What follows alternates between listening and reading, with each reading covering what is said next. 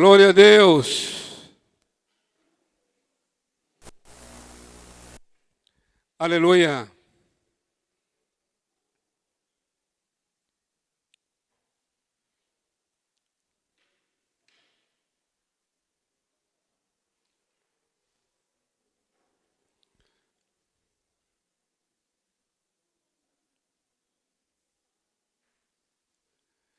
Aqui as pilastras assim, né, não ajudam, né?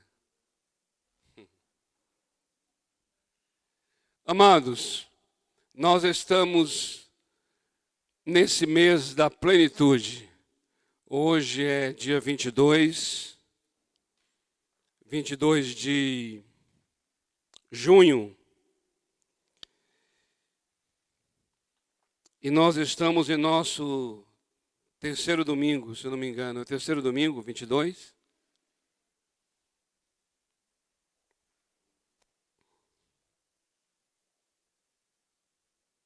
Não.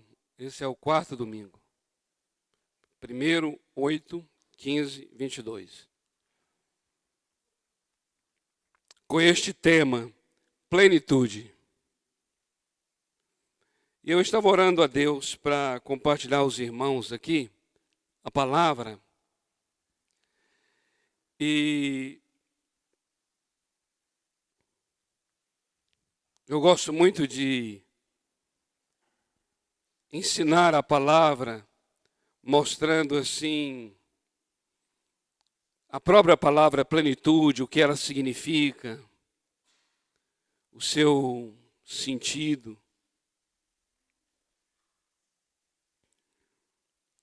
Mas hoje, eu não gostaria de falar da palavra plenitude em si, mas muito mais do que isso, falar dos significados, do que acontece com a nossa vida, quando esta palavra está de fato, quando de fato estamos experimentando essa palavra. O que o Senhor Deus de fato tem para nós, que a gente pode experimentar e dizer assim, isso é plenitude, isso é uma vida plena.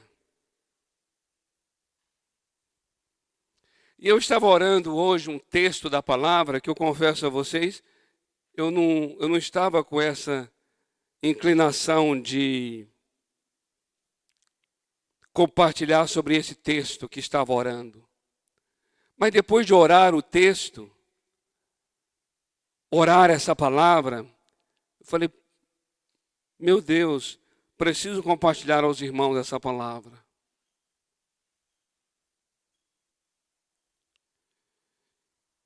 Porque o que nós queremos, na verdade, é de fato a experiência, ter a experiência com a palavra de Deus. Depois que a palavra for compartilhada, vai ter uns minutos aí, que nós vamos orar por você. Você que veio aqui, você que já é da igreja, você que nos visita. Nós gostaríamos muito de orar pela sua vida. Porque o que nós queremos de fato é o quê? É experimentar essa palavra em nossa vida. E eu creio que a oração é uma maneira muito simples, mas muito prática, para nós já imediatamente experimentarmos essa palavra. Porque a palavra de Deus foi dada não somente para que conheçamos a palavra, mas ela foi dada para que tenhamos uma experiência com a palavra.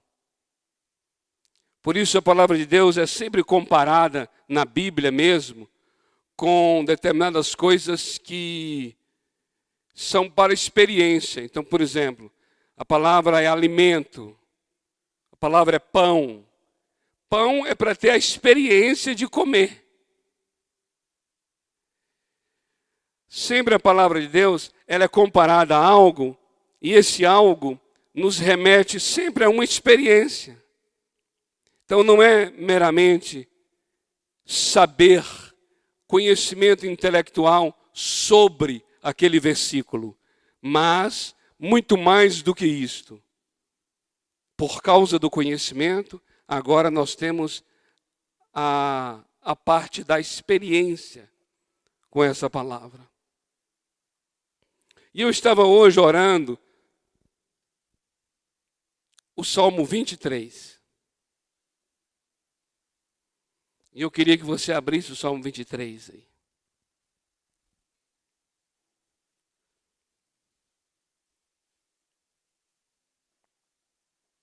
Salmo 23, versículos de 1 a 4. Somente esses 4 versículos.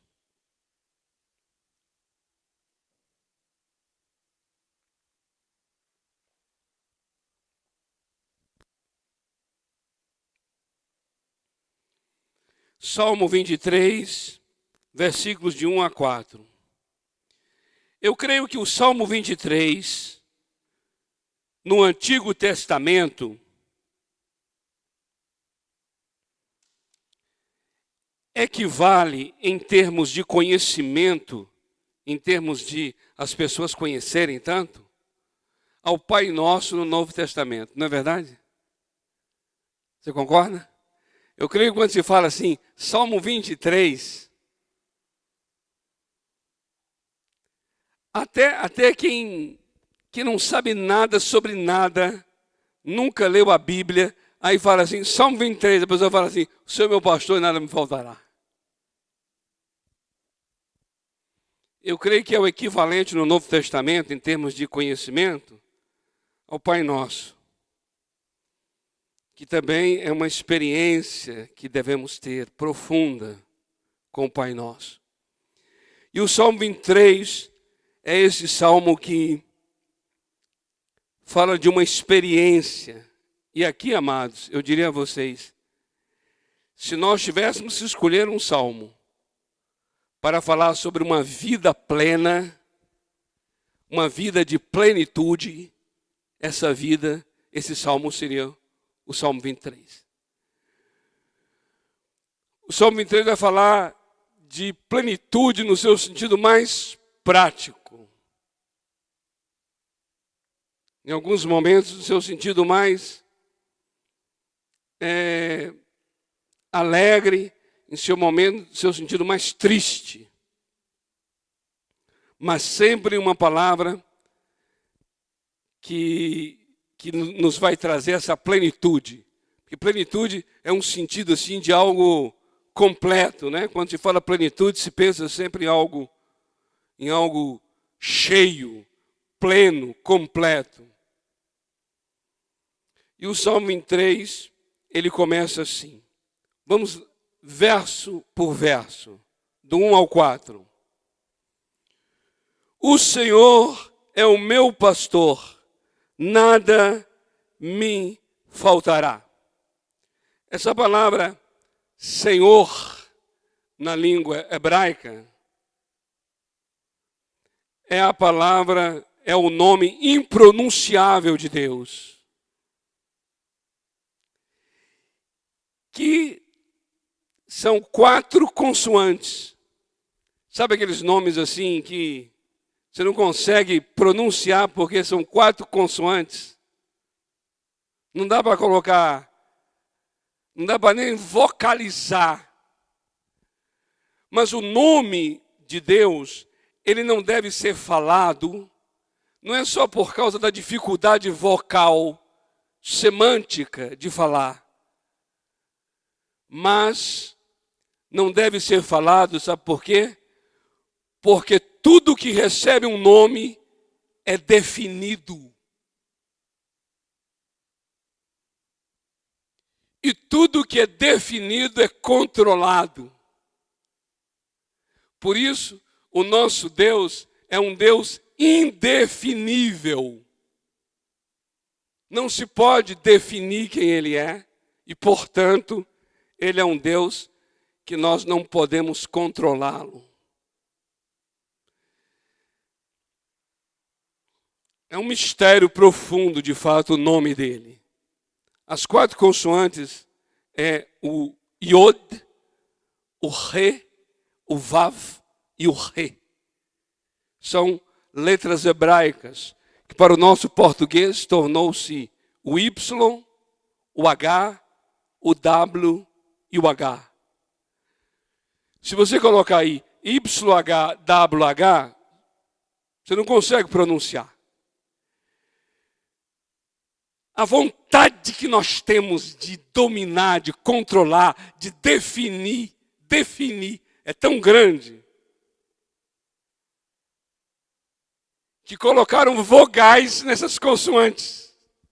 Colocaram vogais numa tentativa de falar assim, não, eu tenho que pronunciar o nome de Deus. Aí colocaram um A e um E. E ele então passou a ser chamado de Yahvé. Que mais aportuguesado ainda se tornou Jeová.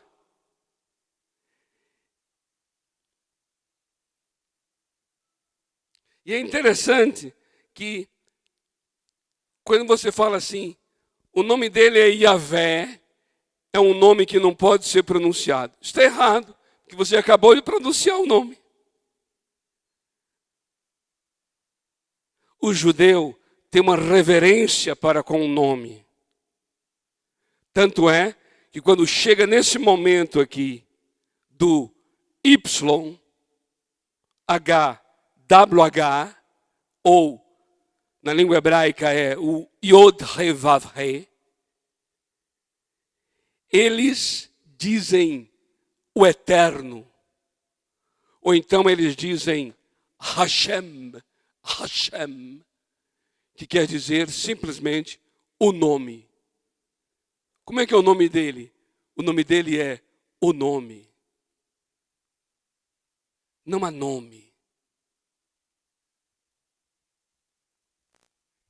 Amados, o nosso Deus não se denomina. Nós não podemos denominar. Isso dá uma agonia para a nossa alma. Nossa alma fica agoniada. Sabe por quê? Porque tudo que a gente não consegue denominar, a gente não consegue definir, nos aflige bastante. Então a pessoa fala assim, você é de qual igreja? Eu falo assim,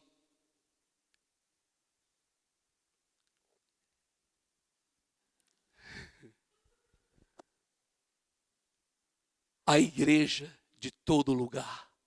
Não. Me diga o nome da igreja. Você é crente? Aí, eu sou um nascido de novo. Não, me diga. Mas você é evangélico?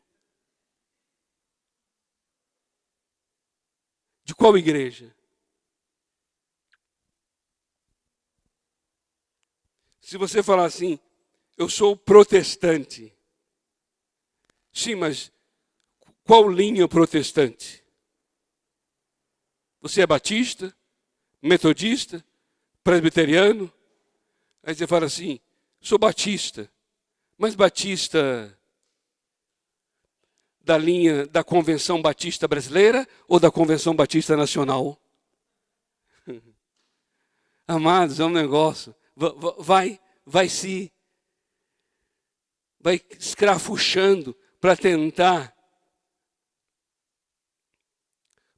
saber. Agora imagina Deus. Um dia o apóstolo Paulo, em Atos capítulo 17, chegou num lugar onde havia altares para todo Deus. E para cada Deus tinha um nome. Tinha um altar e tinha um nome. Um altar e um nome, um altar e um nome. E ele achou curioso que entre aqueles altares tinha ali um altar que estava escrito assim, ao Deus desconhecido. As pessoas queriam dar nome para tudo, e até imaginar um altar para um Deus desconhecido. Aí o apóstolo Paulo olhou cada altar, cada nome de Deus, e aí quando ele viu o altar ao Deus desconhecido, ele falou assim: é sobre este Deus que eu quero falar.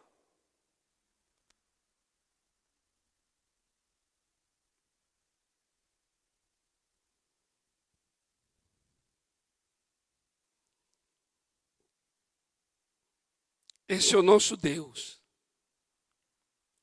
Amados, essas quatro letras do nome de Deus são ao mesmo tempo 4 tempos de verbo. 4 tempos. Nós temos entre nós apenas 3 tempos.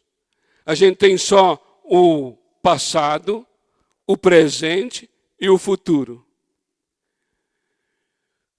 Mas essas 4 letras do nome de Deus, das 4 letras, nós temos 4 formações de tempos verbais. E não apenas 3, mas 4. E essa quarta formação, esse quarto tempo verbal, é, na verdade, um tempo que está fora do nosso tempo. Porque Deus, Ele é aquele que era, aquele que é, aquele que será e aquele que é o sempre. Esse quarto tempo, chamado de sempre, ele está fora desses 3 tempos que nós vivemos. Não dá para definir. Um dia, Deus se apresentou a Moisés e deu uma ordem a Moisés de que Moisés fosse libertar o seu povo que estava no cativeiro lá no Egito. Mas aí, queridos, Moisés falou assim: e quando me perguntarem o teu nome, que nome de Deus eu direi a eles? Quem, na verdade, está me enviando? E aí a tradução em português nosso é assim: Deus falando a Moisés: diga a eles que eu sou, o eu sou é que está lhe enviando. Mas não existe o presente do indicativo do verbo ser na língua hebraica.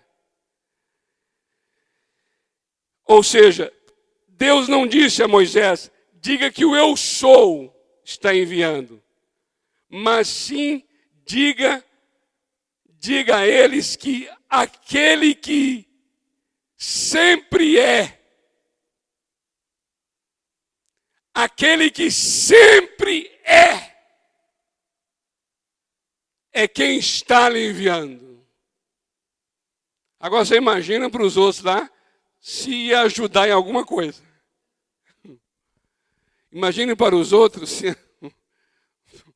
porque os egípcios, eles dão nomes aos deuses. E eles querem conhecer de que Deus se trata. Então imagina agora eu chegar para Moisés e falar assim: como é que é o nome do Deus que está lhe enviando, Moisés? Aí Moisés diz: olha, é complicado.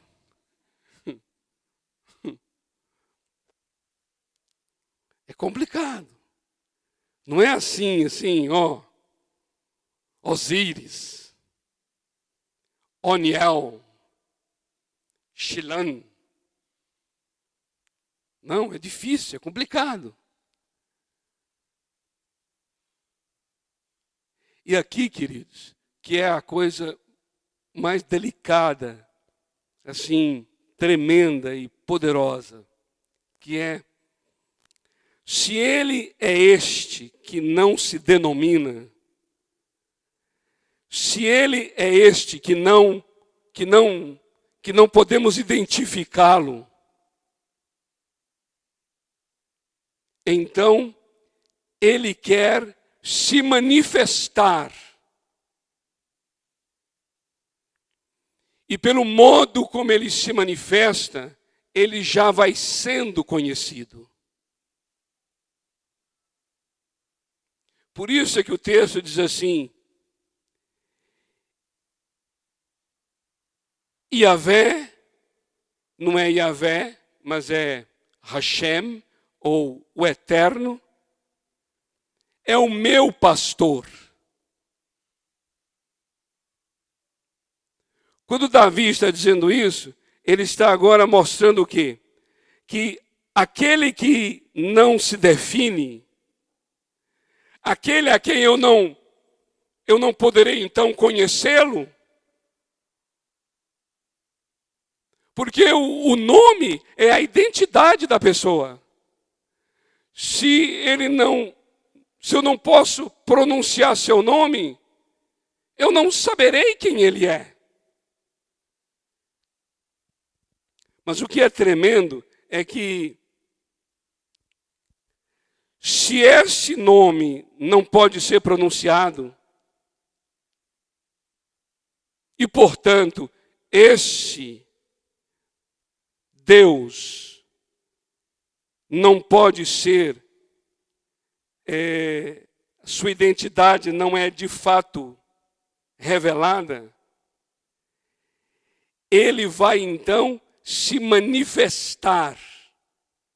E pela sua manifestação, você vai começando a conhecê-lo. Por isso que você tem essas 4 letras, e você tem assim, as 4 letras e Jireh. Jireh. Falando que esse Deus que não se conhece, ele provê. Por isso você tem essas 4 letras de Shalom. Ou seja, esse Deus que não se conhece é a nossa paz. Por isso você tem essas 4 letras de Tsidkenu. Porque esse Deus que não se conhece é a nossa justiça. Por isso você tem essas 4 letras e depois disso tem Nissi. Por quê? Porque esse Deus que eu não conheço é agora a nossa bandeira. Queridos, ele então é aquele que vai sendo. Ele nunca é aquele que você pode dizer, ele é isso, e ficar preso àquela definição. Não. Quando você pensa que ele é Jireh, então ele já se manifesta Rafa, aquele que te sara. Aleluia. Quando você pensa que você fala, você bota o rótulo nele, o carimbo, dizendo, então ele é Rafa. Aí ele escapa. E ele diz, ele é El Elyon, o Altíssimo. Aí quando você pensa que ele é o Altíssimo, ele foge e vem sobre você como aquele que é o El Shaddai, o guardião das portas, o Todo-Poderoso. Aleluia! Não dá para segurá-lo, não dá para contê-lo, não dá para...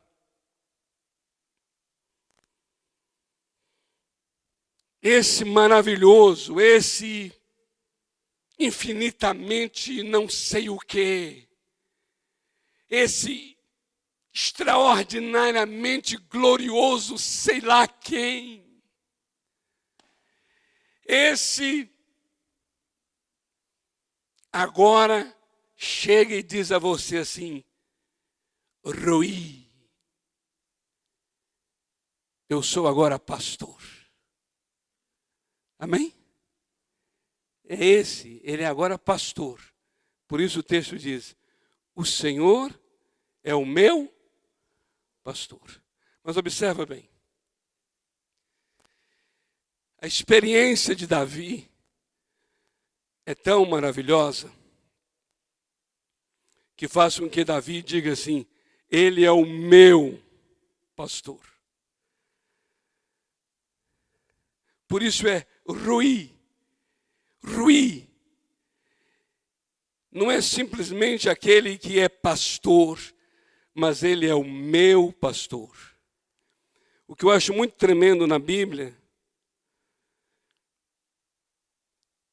é que as verdades a respeito de quem Deus é, as verdades relacionadas ao Senhor, são verdades para serem minhas verdades. Não são apenas verdades para serem verdades, mas são verdades para serem minhas. Amém? Não é uma questão de falar assim, o eterno é uma rocha. Porque ele é mesmo. Ele é a rocha. Amém? O eterno é a luz. Ele é mesmo. O eterno é a salvação. Ele é. O eterno é fortaleza. Ele é mesmo. A questão é, o eterno é a minha rocha? A minha salvação? A minha habitação? E a minha fortaleza? Você entende isso? Por isso eu falo assim, as pessoas conhecem o Salmo 23, mas é necessário ter uma experiência com o Salmo 23. O que Davi está falando é de algo vivenciado. Ele não está dizendo assim, Hashem, o Eterno, é pastor. Ele está dizendo, o Eterno é meu pastor.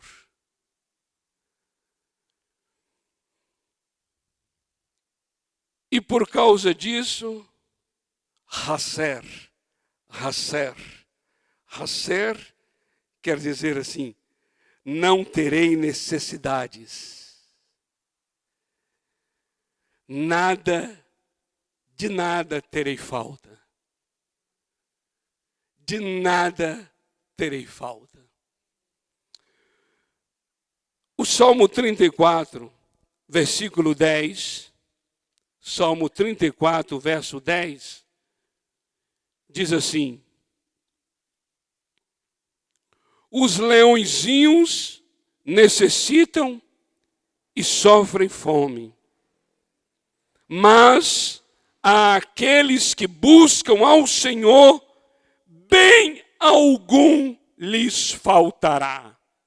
Amém, amados? Queridos, isso é plenitude, viu? Ó, vou até encher o copo aqui, ó. Isso é que é plenitude, você concorda? Você concorda? Você concorda que versículo 1 é copo cheio? É copo cheio. Você está com sede? Bebe uma água.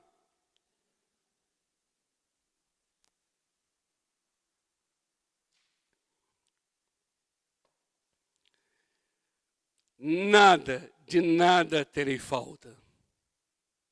Oh, coisa maravilhosa. Versículo 2.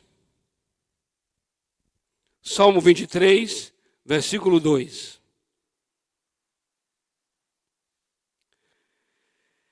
Deitar-me faz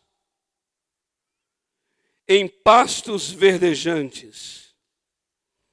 Vou até sentar aqui depois dessa. Obrigado.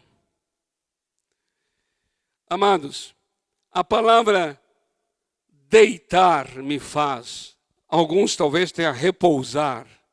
Repousar.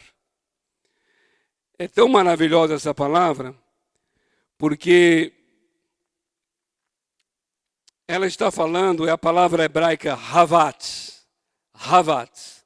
Havatz quer dizer assim, fazer deitar. E também quer dizer lugar de repouso. Então, não é só deitar, mas é fazendo deitar no lugar próprio, no lugar de repouso. Nem toda campina, nem toda relva é lugar próprio. Mas esse que a gente não consegue pronunciar o nome, ele é tão tremendo que ele nos faz deitar num lugar apropriado, num lugar próprio para as ovelhas deitarem. Geralmente isso acontece ou no alto de num alto de montanhas, ou então em planícies mais baixas, mas são lugares escolhidos, devidamente organizados, para que o rebanho a ovelha possa ser posta, ser colocada no lugar. Não é simplesmente levando e onde tiver algum espaço assim, já vai colocando. Não. Tem que ser um ravatz. Tem que ser um lugar apropriado. E nesse lugar apropriado, observe aí, é chamado aqui de pastos verdejantes.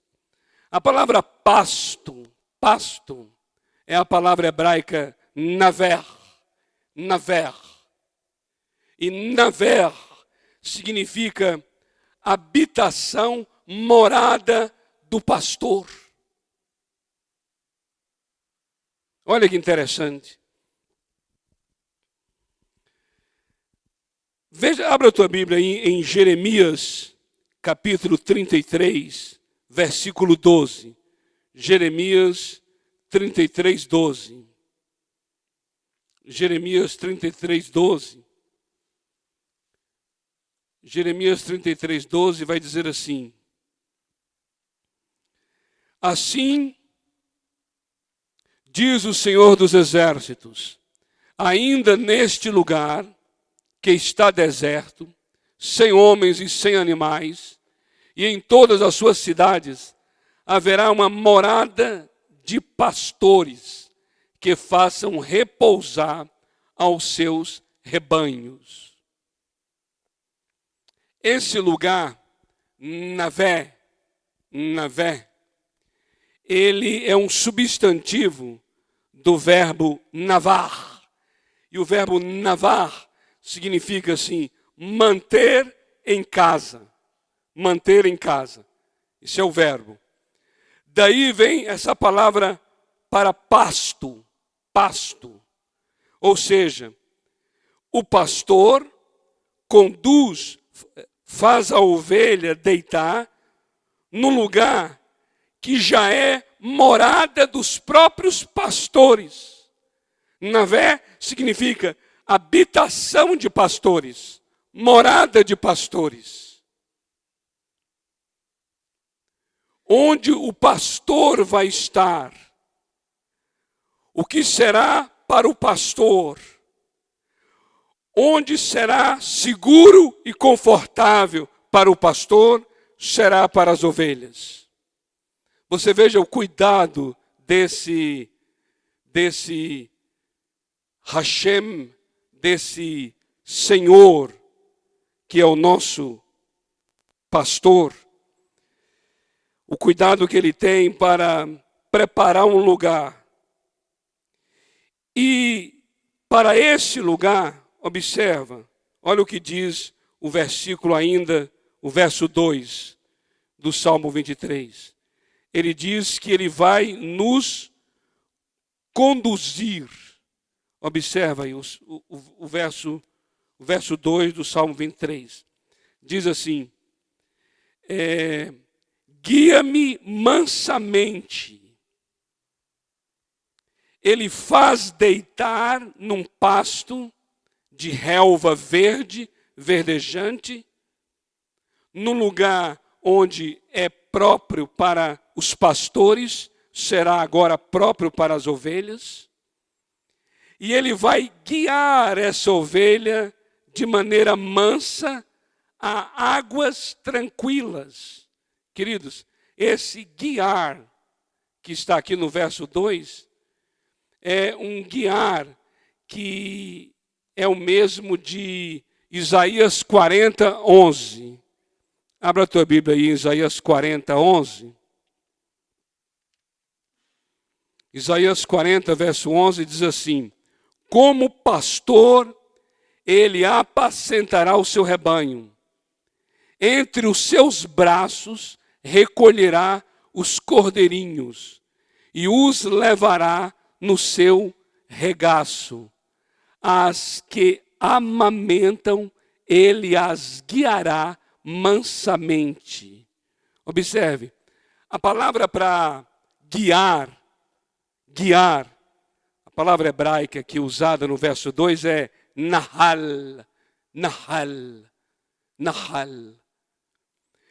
E essa palavra não quer dizer somente aquele que me leva, aquele que me guia, mas quer dizer assim, aquele que me leva com cuidado, aquele que me guia de maneira mansa, cuidadosa. Por quê? É como se o texto de Isaías 40, verso 11, está falando daquelas que amamentam, ou seja, as ovelhas que estão prenhas, elas requerem um cuidado maior. E aí o que o pastor faz? Ele toma nos braços a ovelha, porque ela está exigindo cuidados, precisa de uma coisa mais delicada, mais cuidadosa. Então o pastor, ele pega nas mãos, nos braços, porque aquela ovelha requer uma atenção maior. Esse sentido aqui da palavra nahal, é a palavra que quer dizer assim, guiar com cuidado, guiar como quem toma pela mão, guiar como quem pega nos braços. Esse é o sentido da palavra nahal.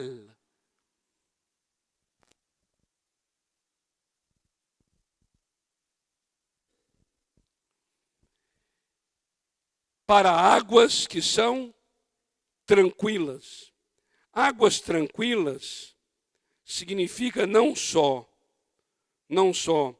águas calmas, mas o sentido espiritual é assim: lugar de descanso, lugar de salvação, lugar de vitória.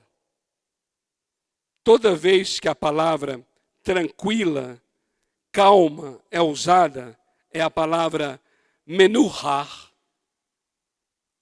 Essa palavra é usada para mostrar assim, depois de uma vitória, depois de uma salvação, depois de um ato redentor de Deus, aí a pessoa entra no descanso.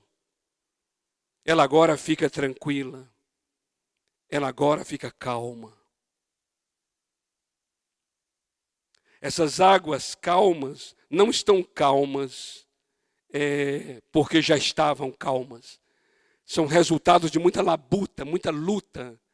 E aí sim agora elas são águas tranquilas.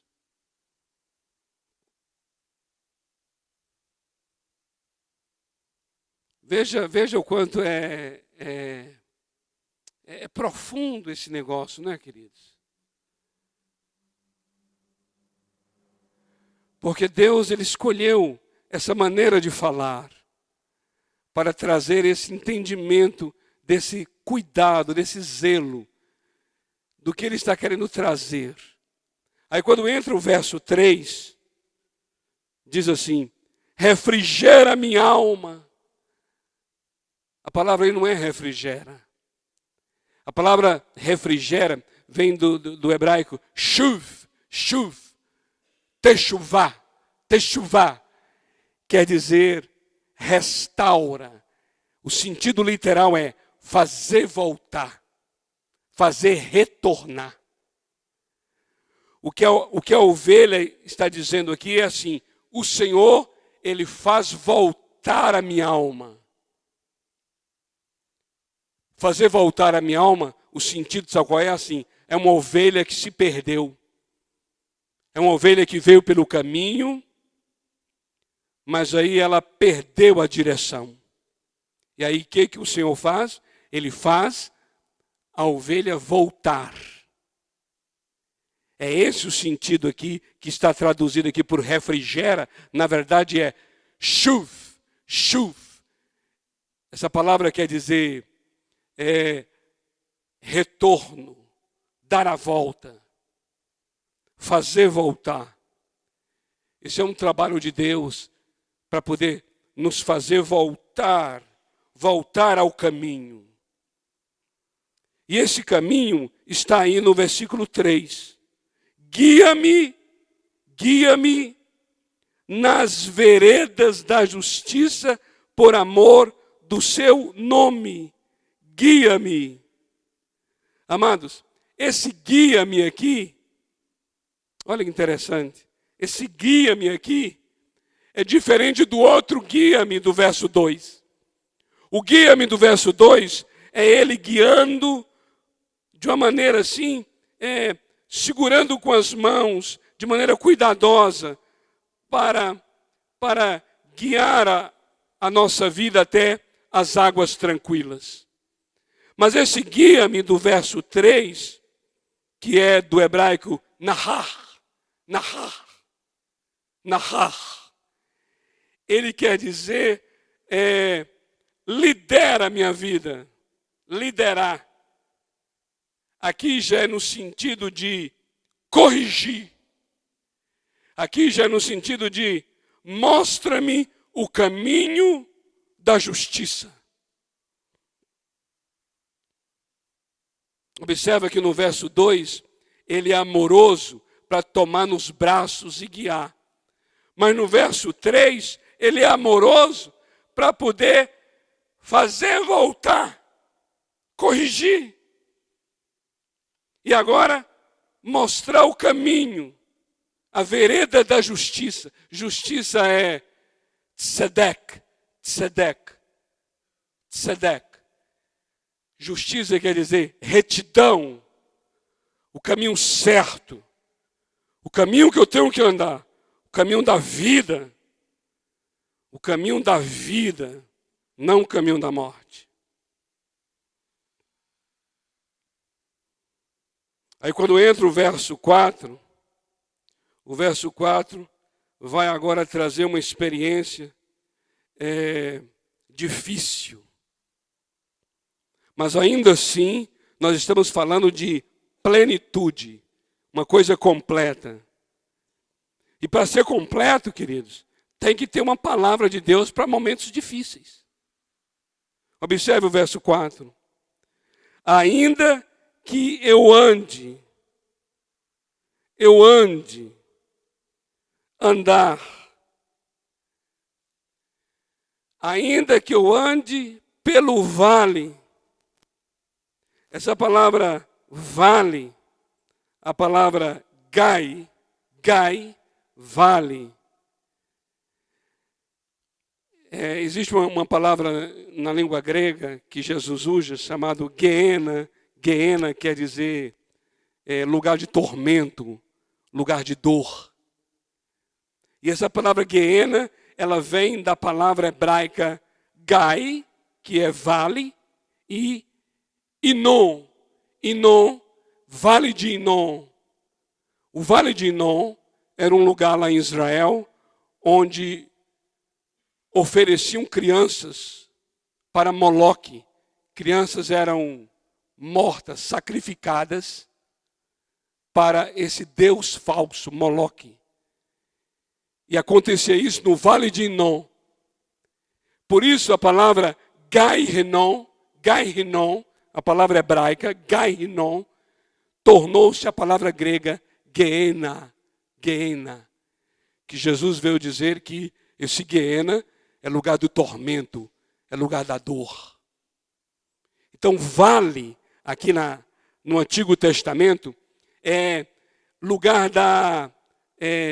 lugar baixo, depressão da terra. É lugar difícil. E o texto está dizendo assim: ainda que eu passe.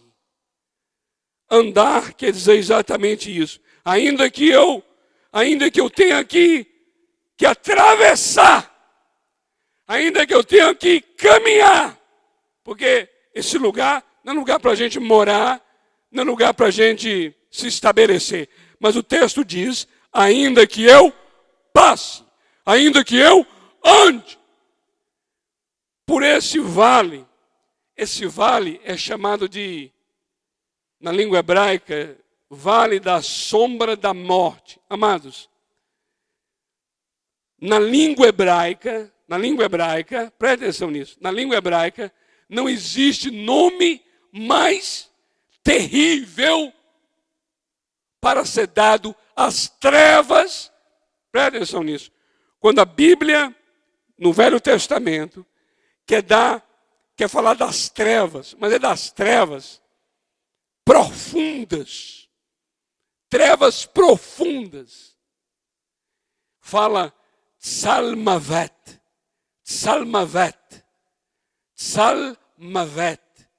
Esse Tsalmavet quer dizer sombra das trevas profundas.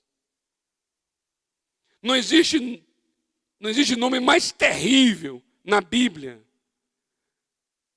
do que esse nome Tsalmavet, que quer dizer sombra das trevas interiores, das trevas profundas.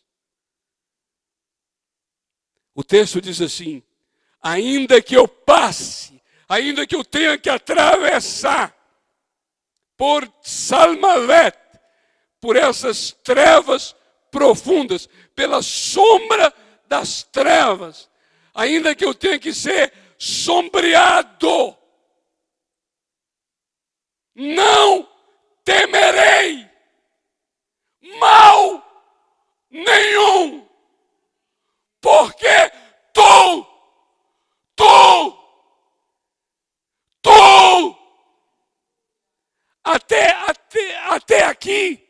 até aqui nunca foi usado, até aqui ainda não foi usado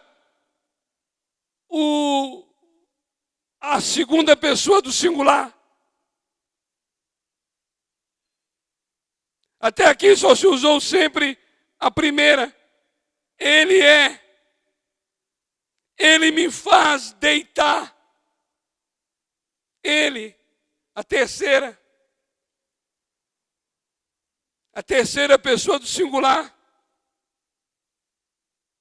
Observe que no verso 2 e 3 está usando a terceira pessoa do singular. Ele, referindo-se a Deus, referindo-se a esse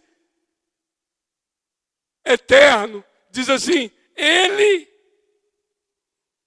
me faz deitar, ele me guia, ele restaura minha alma, ele me conduz pelas veredas da justiça. Mas quando chega no verso 4, é trocado a terceira pessoa do singular para a segunda pessoa do singular.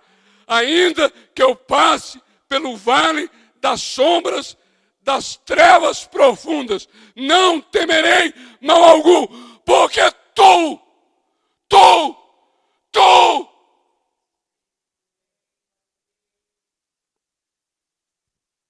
Plenitude, amados, não é não passar pelo vale. Plenitude é presença. Presença do eterno. Presença. Nessa hora não é a sua palavra. Nessa hora não é o seu poder. Nessa hora é a sua presença. Nessa hora ele não fala e ele não faz. Nessa hora, Ele é. Ele é. Ele é. Ele é. Como quem diz para você naquele silêncio, mas silêncio de presença. Presença. E aquele silêncio está dizendo assim: estou contigo. Não temas. Aí você olha assim, sombra das trevas te cobrindo. Aí você chega e dá um frio na espinha. Aí ele chega e presença. Presença. Aí você fala: Ele está aqui. Ele está aqui.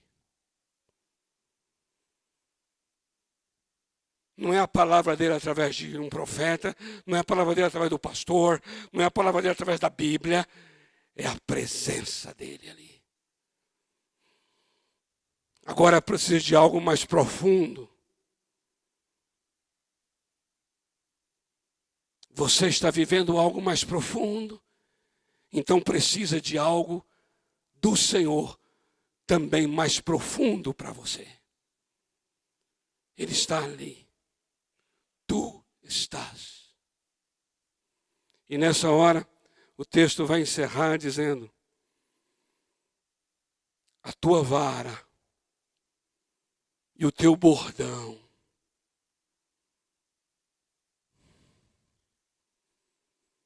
me consolam. Porque você está ali naquele lugar. O lugar dá frio na espinha. O lugar quer desafiar a sua fé. O lugar quer te levar para a incredulidade e para a dúvida. Por isso, nessa hora, você precisa a vara e o bordão. A vara é o Shevet. Shevet.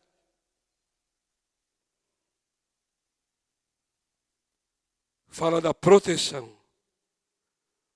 Vara nesse versículo aqui, 4, é vara para proteger. E bordão, Mishenet.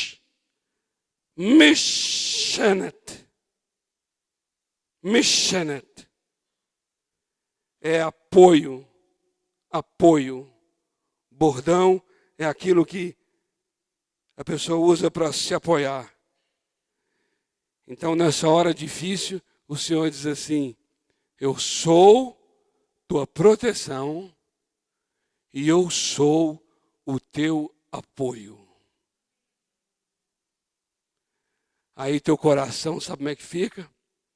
Teu coração fica Naham. Naham. Consolado. Confortado.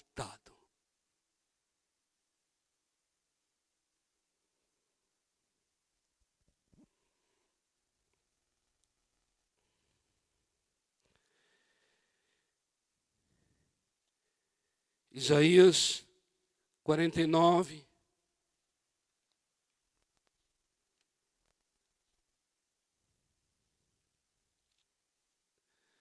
Versículo 13. Diz assim: cantai, ó céus, exulta, ó terra, e vós, montes, estalai de júbilo, porque o Senhor consolou o seu povo e se compadeceu dos seus aflitos. Mas Sião diz: o Senhor me desamparou, o meu Senhor se esqueceu de mim. Pode uma mulher esquecer-se de seu filho de peito, de maneira que não se compadeça do filho do seu ventre?